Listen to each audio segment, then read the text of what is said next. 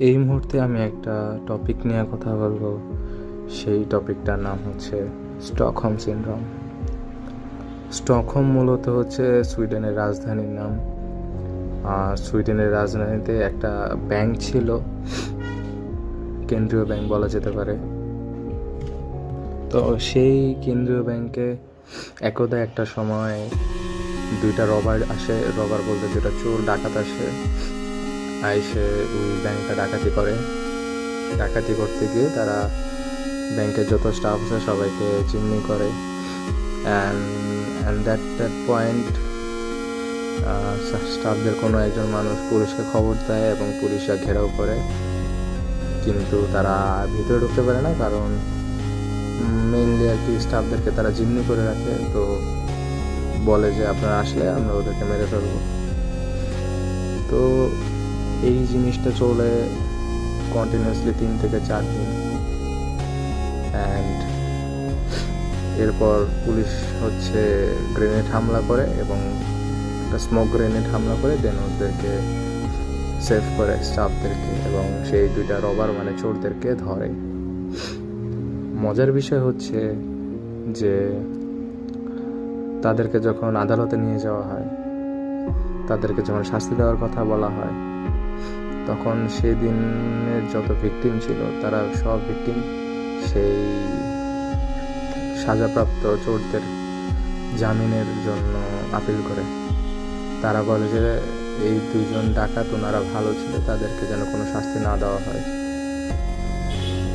তো তারা এটাও বলে যে আমরা শীতে মরতেছিলাম, রাত্রেবেলা তারা আমাদেরকে সেই দুজন আমাদের গায়ে চাদর দিয়ে দিছে। এমনকি ব্যাংকের একটা স্টাফও তখন একটা দুইজনের মধ্যে একজনের প্রেমে আসক্ত হয়েছে। তো সেখান থেকে এই জিনিসটা আছে স্টকহোম সিনড্রোম।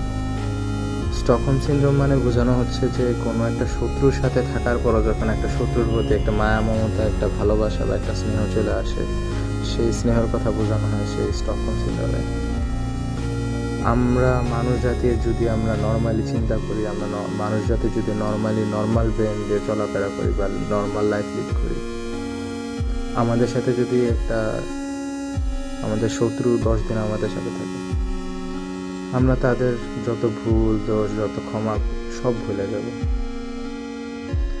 আর সেই জায়গায় যদি প্রিয় কোনো মানুষ থাকে, যেই প্রিয় মানুষকে অনেকটা সময় ধরে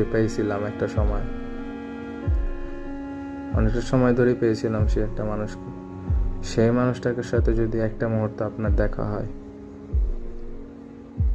তো তখন তো আপনার তার প্রতি কোনো ঘৃণা, রাগ কিছুই থাকবে না।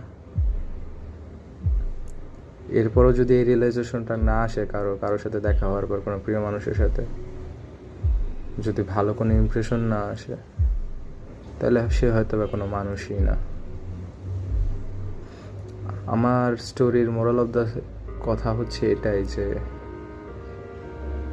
মানুষ যতই খারাপ হোক, দিন শেষে মানুষই।